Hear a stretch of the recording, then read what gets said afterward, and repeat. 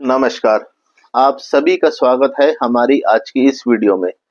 आज की इस वीडियो में हम आपको कबीरदास जी के एक ऐसे दोहे के बारे में बताने जा रहे हैं जो दोहा हमें सिखाता है कि सांसारिक वस्तुएं अस्थायी है और इनसे मोह छोड़कर आत्मा की ओर ध्यान केंद्रित करना ही जीवन का सही मार्ग है। भक्ति और ज्ञान के प्रकाश में ही हम माया के मोह से मुक्त होकर शांति और मोक्ष प्राप्त कर सकते हैं। तो चलिए हम आपको सबसे पहले उस दोहे के बारे में बताते हैं जिस दोहे के बारे में हम इस वीडियो में चर्चा करने जा रहे हैं। उसके बाद इस दोहे का सरल अर्थ, साथ ही साथ उसके पीछे का विश्लेषण और उसकी शिक्षाएं। तो संत कबीर जी का जो दोहा है वो कुछ इस प्रकार है। कनक कामिनी देखी के तू मत भूल सुरंग, मिलन बिछुरन दुल्हेरा, जस केचुली तजत भुवंग। जी हाँ, इस दोहे का जो सरल अर्थ है, ए जीव, तू धन, ऐश्वर्य और स्त्री पुत्र आदि की चमक दमक देखकर मत भूल कि ये सब माया के लोभ और मोह का प्रतीक है। जैसे सांप के शरीर में केचुली आती है और जाती है, दोनों ही समय सांप को कष्ट होता है, वैसे ही माया के प्राप्त करने और उसके छूटने दोनों समय जीव को नष्ट होता है। तो अब हम आपको इस दोहे का संदर्भ और मूल भावना बताना चाहेंगे जो संत कबीर जी इस दोहे के माध्यम से हमें कहना चाहते हैं। संत कबीर जी का यह दोहा जीवन के मोह माया, लोभ और भौतिक सुख सुविधाओं के प्रति जागरूकता और उसके विमुख होने का संदेश देता है। कबीर जी का जीवन और शिक्षाएं पूरे जीवन में सदाचार, सरलता, सच्चाई और आत्मज्ञान की ओर प्रेरित करने वाली है। यह दोहा विशेष रूप से इस बात पर प्रकाश डालता है कि भौतिक वस्तुएं और सांसारिक सुख हमें भ्रम में डालते हैं और उनसे मुक्ति तभी मिलती है जब हम इन वस्तुओं के मोह से मुक्त होकर आत्मिक स्तर पर जागरूक होते हैं। तो अब हम आपको इस दोहे का विश्लेषण करके बताते हैं।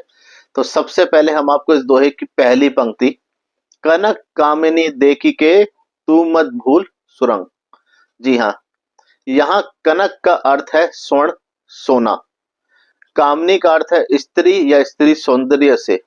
इस पंक्ति में कहा गया है जब कोई व्यक्ति स्वर्ण और सुंदर स्त्री की चमक दमक देखता है तो वह इन भौतिक वस्तुओं का मोह में फंस जाता है और अपने लक्ष्य से भटक जाता है।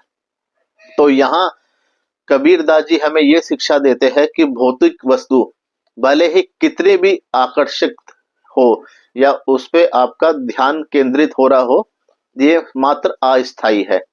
इनकी चमक धमक देखकर मोह में ना फंसे, बल्कि आत्मा की ओर ध्यान केंद्रित करे। यह संसार की माया है जो हमें भ्रमित करती है। अब हम आपको इस दोहे की दूसरी बल्कि अंतिम पंक्ति, मिलन बिछुरन दुल्हेरा, जस केचुली तदत भुवंग। जी हाँ, यहाँ मिलन का अर्थ है मिलना और बिछुड़न का अर्थ है दूर होना। दुल्हेरा का अर्थ है कष्ट। जस केचुली ततत भुवंग का अर्थ है जैसे सांप के केचुली का आना जाना। सांप के शरीर में केचुली आना जाना दोनों ही कष्टकारी है, क्योंकि केचुली छूटने या निकलने में सांप को पीड़ा होती है। तो यहाँ कबीर जी जो शिक्षा दे रहे हैं, माया और भौतिक वस्तुओं से जुड़ना और भी कष्टदायक होता है। जब हम इन वस्तुओं को प्राप्त करते हैं तो हमें मोह और आकर्षण का अनुभव होता है, परंतु जब इनसे मुक्ति मिलती है तब भी कष्ट होता है। इसलिए इन मोहों से मुक्त होना ही सर्वोत्तम है। अब हम आपको इस दोहे की शिक्षा, उनका जीवन में जो अनुप्रयोग है उसको बताते हैं। माया का मोह और उसकी प्रकृति। जी हाँ, माया का तात्पर्य है सांसारिक भ्रम, मोह और भौतिक वस्तुओं का आकर्षण। कबीर जी ने यहाँ स्पष्ट किया है कि ये वस्तुएं नश्वर है और इनकी प्राप्ति या त्याग दोनों ही दुखद है। हमें अपने आत्मिक जीवन से दूर कर देता है। सुख चैन का तो सवाल ही नहीं, बल्कि यह हमें भ्रम में फंसा देता है। इन वस्तुओं की प्राप्ति और त्याग दोनों ही कष्टदायक है, क्योंकि इनसे जुड़ाव हमारे अंदर मोह और लोभ का जन्म देता है। आत्मा का तत्व और मोक्ष का मार्ग। कबीर जी का संदेश है कि हम इन मोह से दूर या मुक्त होकर अपनी आत्मा के वास्तविक स्वरूप की खोज करनी चाहिए। मुक्ति का मार्ग आत्मज्ञान और भक्ति से होकर गुजरता है।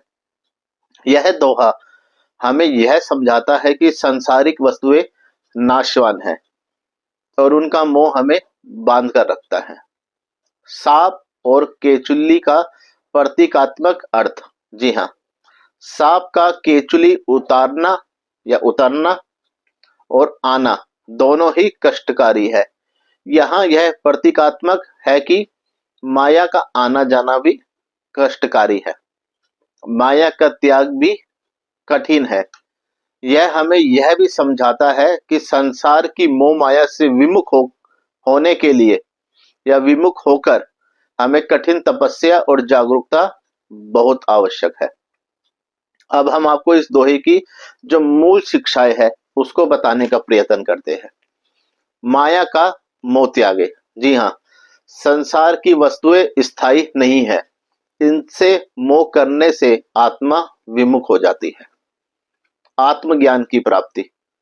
हमें अपने अंदर झांकना चाहिए और उस परम सत्य को जानना चाहिए जो अजर और अमर है। संतोष और सरलता। जीवन में संतोष और सरलता ही सुख का वास्तविक स्रोत है।